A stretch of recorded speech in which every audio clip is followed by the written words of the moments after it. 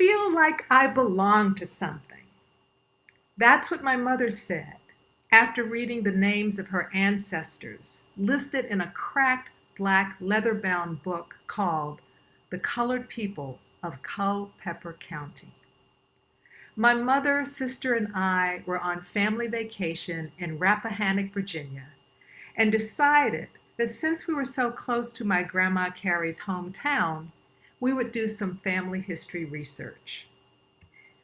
One page in a book shelved at a Culpeper library gave our family a new story, inspired a pilgrimage to Ghana, West Africa for me to learn about the transatlantic slave trade, and led to an African ancestry DNA test.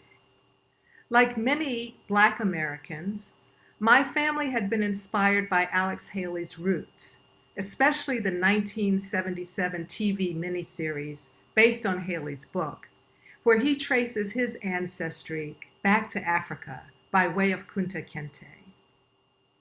In addition to learning that my mother's grandmother, Elizabeth Proctor, was the daughter of Abram Proctor, who had married Mary Carter, the child of Betty and James Carter, we also learned the name of the person who Abram was last owned by, a man named Russell Brown. More recently, I saw a record of the person who last owned Mary Carter Proctor as well, Edmund Terrell. My father's ancestry extends to Nantucket, Massachusetts, where a formerly enslaved man named Seneca Boston married a Wampanoag woman, Thankful Micah. He built a home for his wife where they raised 6 children, and that house still stands in Nantucket and is part of the Museum of African American History of Boston and Nantucket. Seneca's youngest son, Absalom, was a whaling captain who married in a Unitarian church. Seneca's parents and siblings were enslaved to a family called Swain. As I try to construct my family story, I realize that to more fully know my family's history, I must also research the stories of Russell Brown, Edmund Terrell, and William Swain. The corresponding truth is that my family's story is also the family history of those men's descendants. Now, why am I starting today's message with family history? Because my mother's reaction to finding her ancestors brings together concerns that we are wrestling with in the United States today. What does it mean to belong? And how, given the many stories that make up the history of the country, does our current us-them culture become a we, the people? Faith Ringgold's children's book, We Came to America, says that all belong, no matter our origin stories. And sometimes those stories are painful and are full of what the French-Cuban-American writer Anais Nin described as the chamber of horrors that we call history. African-American writer James Baldwin said, "We are in history, and history is in us." The coming to America story is usually about pursuing the American dream in the land of opportunity. What is less talked about are the nightmare stories many of our ancestors endured: colonization, enslavement, indentured servitude, religious persecution, debt, famine, civil wars, genocides, Holocaust, plagues and pestilence, exploited labor, imperialist conquest. Those stories contradict the welcome in I lift my lamp beside the golden door. It's no wonder Americans tend towards forgetting the past. Our diverse histories put our communities in conflict. The country's history is full of pain and trauma. Trying to remedy 400 years of injustice and oppression can feel overwhelming.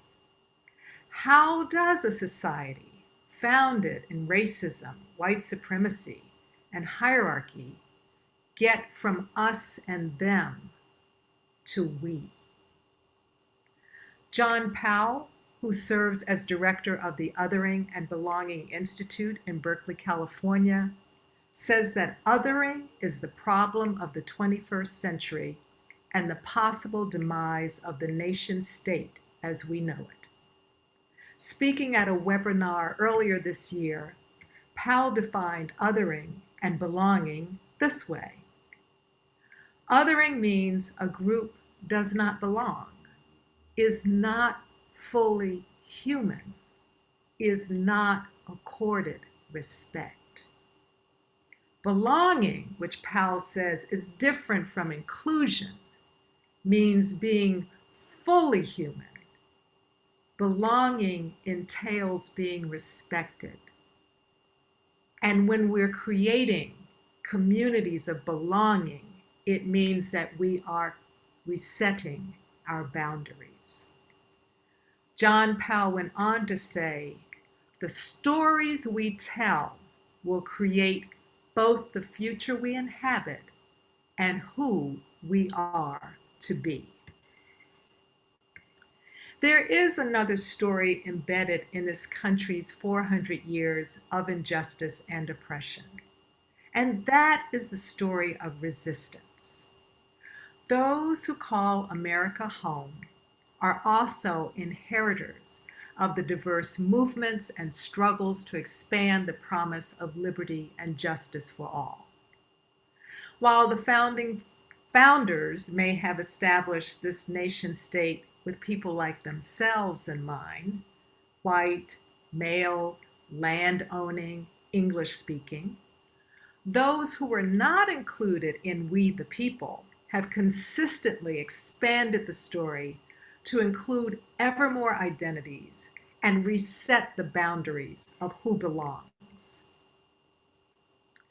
Living in a pandemic as we have for over a year has pulled back the curtain on how deeply the sickness of racism, white supremacy, patriarchy, and other oppressions are embedded in every institution, even faith communities and religious institutions. COVID has not only revealed deep inequities and injustices, the pandemic has magnified them. The idea that this nation can be whole when some part of our collective body is experiencing sickness and disease is a delusion. But the pandemic also opens the path to a new story. Despite the history that has created a divided nation, there is opportunity to shape a collective American story, a story of the continuing struggle for liberation, a story that could transform what the past means. Now, this liberation story won't be the armchair novel or film with the tidy plot that gets neatly wrapped up at the end. The collective story of America is an edge-of-the-seat, nail-biting page turner. It's like a Shonda Rhimes series drama with a multiplicity of complex characters and plot lines that move in and out of each other, but still connect as a human narrative. How can a people so diverse in origin, history, and identity create a shared future without understanding ourselves as being in one intersecting story? From the encounter of indigenous peoples with Europeans and Africans, to the waves of migrant peoples who have come to the United States from every country and religion, connecting our stories is a starting point of we and belonging. We, the people, whose ancestries form a shared history of injustice and resistance, could understand ourselves as co-authors and co-actors with the agency to decide who we want to be and what kind of world we want to create. Creating that we does not mean engaging in easy redemption or rushing to reconciliation. The legacy of this country's history requires reckoning with and repairing the harms, traumas, and inequities of injustice and oppression. It's the eighth principle that calls Unitarian Universalists to commit to repairing the harms and injustices of our history and our present. The eighth principle invites every Unitarian Universalist to actively dismantle all oppressions in ourselves individually and in our institutions collectively. Beloved community requires we, because no single person or institution can accomplish this aspiration singly. Beloved community is not a solo act. Where do we want to take this narrative that will keep us on the edge of our seats? Faith Ringgold proclaims that whatever the origin story of each person or group, and however long each of our ancestors have called this land home, we are all Americans.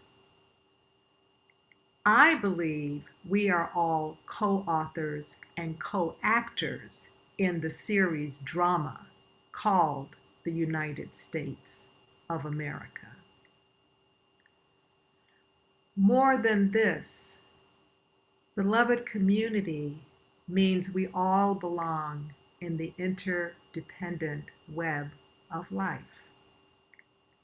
We all have inherent worth and dignity and are worthy of respect. We are all worthy of justice, equity, and compassion. I hope that we will choose to create this new story together. And may the chamber of horrors that we call history be transformed into a story of love, justice, and liberation as a world of we waits to be born. Ashe, Amin, may it be so. Thank you.